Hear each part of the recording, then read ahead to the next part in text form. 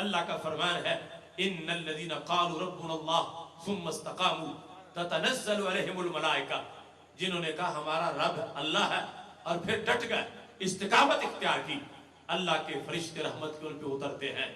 اس غازی نے بھی جو کردار ادا کیا، ایک لمحہ کے لیے بھی اس سے دستبردار نہیں ہوئے۔ بہت کچھ کہا گیا کہ صرف ایک بار تم انکار کر دو، تمہارے لیے یہ موت کا فیصلہ ٹل سکتا ہے۔ ان کا یقین تھا کہ جو رب ذوالجلال کے ہاں لکھا ہے وہ ضرور ہونے والا ہے، اور جو میرا ثواب ہے میں اسے کیوں ضائع کروں۔ لہٰذا آخری لمحے تک اپنے موقف پہ وہ مرد حق پرست ڈٹا رہا، اور پھر تاریخ نے دیکھا دنیا کے بڑے بڑے محدث، بڑے بڑے مفسر اور بڑے بڑے ولی ان کے جنازہ کو کندھا دینے کے لیے تڑپ رہے تھے۔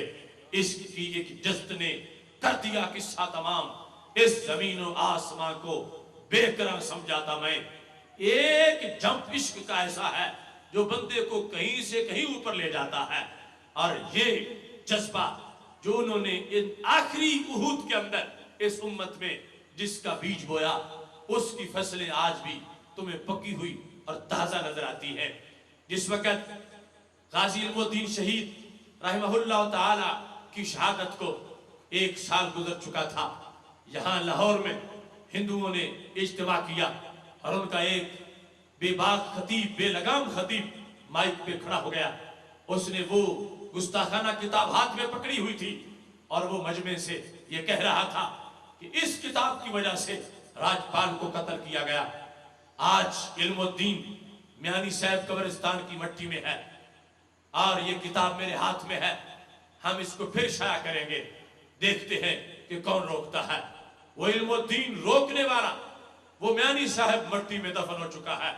ابھی اس کا جملہ پورا نہیں ہوا تھا کہ آخر میں کوئی ممتاز حسین قادری جیسے جذبے والا موجود تھا، وہ چھلانگ مار کے سٹیج پہ آ گیا۔ اس نے مائک ہاتھ میں پکڑ لیا، اس نے کہا سنو ہندوؤ، تم نے اپنے لالے کی بھی تقریر سن لی، اب نبی کے جیالے کی بھی تقریر سن لو۔ نعرہ تکبیر، جوانیاں لٹائیں گے، انقلاب لائیں گے، جوانیاں لٹائیں گے۔ نعرہ تکبیر، نعرہ رسالت، نعرہ حیدری۔ مجمع پہ سناٹا طاری ہو گیا۔ وہ جو کوئی روایت کا خطیب نہیں تھا، ایک عشق تھا جو تقریر کی شکل میں سامنے آ گیا۔ اس شخص نے کہا تم یہ سمجھتے ہو کہ غازی علم الدین شہید مٹی میں دفن ہو گیا ہے، اور اب جو تم چاہو وہ تم کر لو؟ ایسا ہرگز نہیں ہوگا۔ تم کتاب چھاپ کے دیکھو تمہارا حشر کیا ہوتا ہے۔ تمہیں غلط فہمی ہوئی ہے۔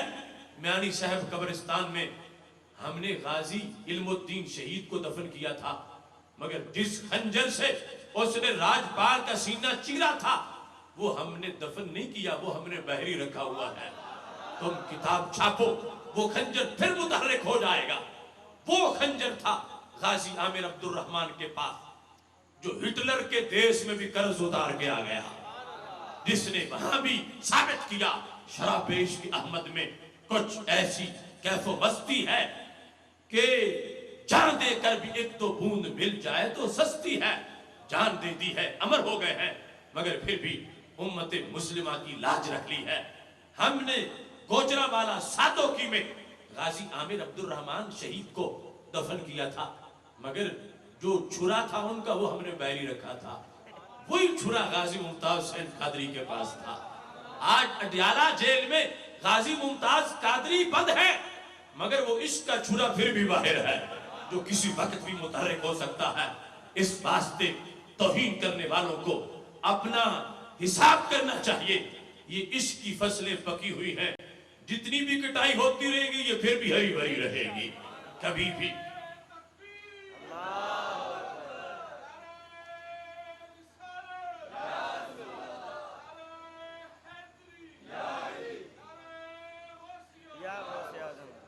لاہور سے ہم نے غازی ممتاز حسین قادری کے گھر تک کاروان چلایا۔ یہ ہمارے محمد آصف صاحب دیگر احباب بیٹھے ہیں۔ داتا صاحب سے کاروان چلا، اسلام آباد پہنچا۔ اسلام آباد جب داخل ہو رہا تھا، ہزارہا لوگ اس اجتماع میں غازی کے گھر کے باہر موجود تھے۔ ہم نے قانون ناموس رسالت 295 کے حوالہ جات وہاں بھی مجمع عام میں بیان کیے. اس کے بعد جب غازی کے گھر گئے 3 ماہ کا ان کا بچہ دیکھتے ہی میری سوچ مدینہ شریف پہنچ گئی. کیا قرون اولا کے مسلمانوں کی یاد تازہ ہو گئی ہے کہ اب بھی ایسا عشق موجود ہے, اب بھی ایسا جذبہ ہے کہ اس مرد حق پرست نے نہ دیکھا 3 ماہ کے بچے کو, نہ دیکھا نئی شادی کو, نہ دیکھا آرام سکون والے بیڈ روم کو. وہ شیر دل بجلی کے جھٹکے لینے کے لیے تیار ہو گیا. امریکہ تک گستاخوں کی نیندیں حرام ہو گئیں کہ اس امت کو بھلا سرنگوں کیسے کیا جا سکتا ہے جس امت کی گود میں آج بھی ایسے ہیرے موجود ہیں کہ جنہیں نہ بدن کی پرواہ ہے, نہ آرام کی ضرورت ہے, نہ چین کی کوئی ڈیمانڈ ہے. وہ اس نام پر اپنی جان کو قربان کرنا اپنی سعادت سمجھتے ہیں. لوگوں نے سوالات کیے, پوچھا, چکرا گئے سر دور دور تک فلسفروں کے کہ اس دور میں کہ جب اتنی مادہ پرستی ہے اور بندہ اپنی جان سے اتنی پیار کرتا ہے, اتنا پیار اور اتنی محبت کرتا ہے, پھر بھی ایسے لوگ موجود ہیں جنہیں جان سے پیار نہیں بلکہ جانے جہان سے پیار ہے. قاضی ممتاز حسین قادری ایک مفکر, ایک شیر دل انسان, ان سے جب بھی پوچھا گیا, جتنے انٹرویو ہوئے, جس جہت جس اینگل سے بھی سوال ہوا, ان کا ایک لفظ بھی بزدلی سے نہیں نکلا. وہ آج بھی جب بھی بولتے ہیں ان کا جذبہ سلامت ہے. پوچھا گیا پیچھے ہاتھ کس کا تھا, تم سے کس نے کام کروایا, کس نے پیسے دیے, کس نے تیار کیا. لوگوں کی یہ گھٹیا سوچ تھی. چونکہ ہمارے ملک میں خودکش حملہ آوروں نے اپنی جانوں کی قیمتیں اور ریٹ خود بتا دیے ہوئے ہیں.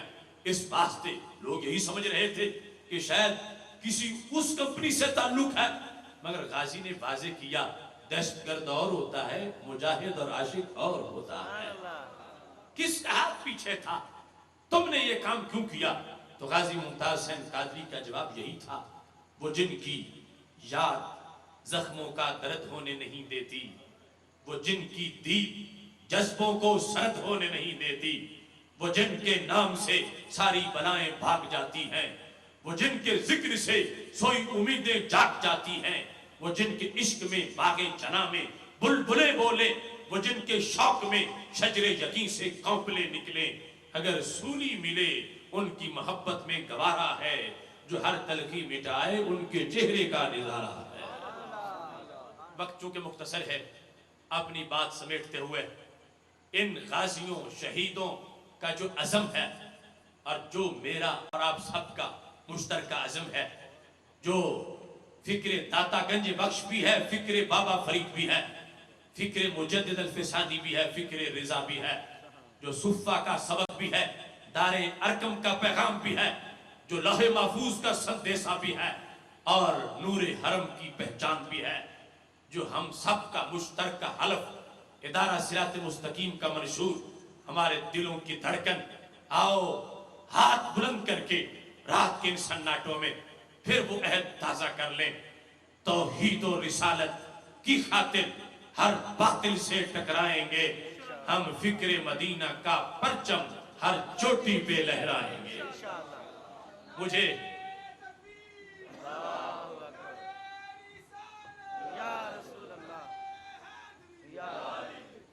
یہ عزم ہاتھ اٹھا کے کرنا, خود نہیں اٹھنا, چونکہ ابھی پروگرام جاری ہے, یہ سید صاحب آئے ہیں, نعت شریف پڑھیں گے. آپ نے وہی عزم, چونکہ آپ عقیدہ توحید سیمینار کے پڑوسی ہیں اور یقیناً وہ جذبے تو ملک سے باہر دور دور دنیا تک جا کے دھوم مچا رہے ہیں, اور آپ اس کے پڑوس میں رہنے والے ہیں.